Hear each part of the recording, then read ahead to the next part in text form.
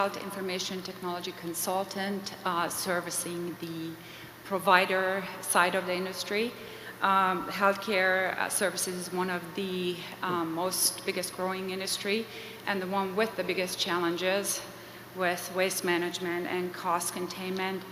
Currently, I am commuting twice a month to the great state of Georgia, working with the Georgia Department of Technology and Business Development, working on a pilot program that they developed for healthcare provider that allows them to address issues such as regulatory compliance, EMR, ICD-10, waste management, cost containment, quality of patient care, et cetera, et cetera.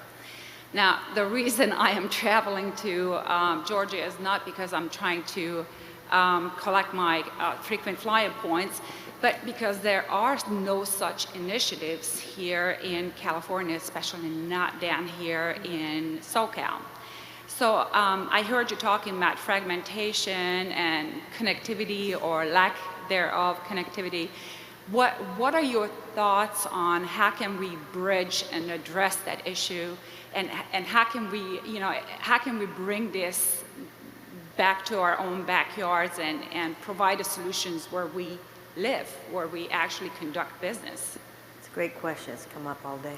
So on connectivity, I guess my first answer to that would be some of it's about geography. So I talked a little bit about the West Side and technology and high tech, but even in other areas. So for example, with clean technology, we had a lot of companies all over LA. There was no real concentration in any one part of the Los Angeles area. So one of the things the city did about 5 years ago is said, well, we're going to take something, we're going to call it the Clean Tech Corridor. We're going to put a clean tech incubator there. And as a result, if you go down to the Earth Cafe that's right next to the Clean Tech Incubator there, you actually will meet a lot of clean technology entrepreneurs there now.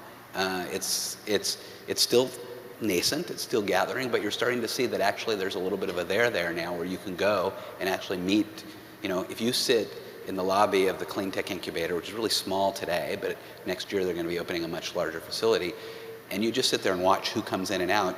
You have people from local utilities are coming in and out all the time. Venture capitalists are walking in and out those doors every day. You have a lot of entrepreneurs that are coming in either because they are affiliated with the incubator or they'd like to be, or they're meeting with another company that's there. You have people from government coming in all the time. So you have just, and that has started to create a sense of connectivity in that community in Los Angeles where it didn't exist before. For pure networking, I actually don't think there's as much of a problem. There's a lot of people sort of working on that space, particularly in the high-tech area. There's events all over the place that you can go to. But a lot of it is sort of, to the extent you can, figuring out just geographically where some of those things are happening. Sonia, so I wanted to ask, if you don't mind, let me jump at that. The ghost of Richard Koffler strikes again. Richard, who was on the last panel, is a healthcare guy and works a lot on healthcare technology. He was a predecessor of mine. He was a president at Lava. And we have a couple interest groups at Lava, Women in Lava, Global Lava, Mobile Lava, but we have one on healthcare.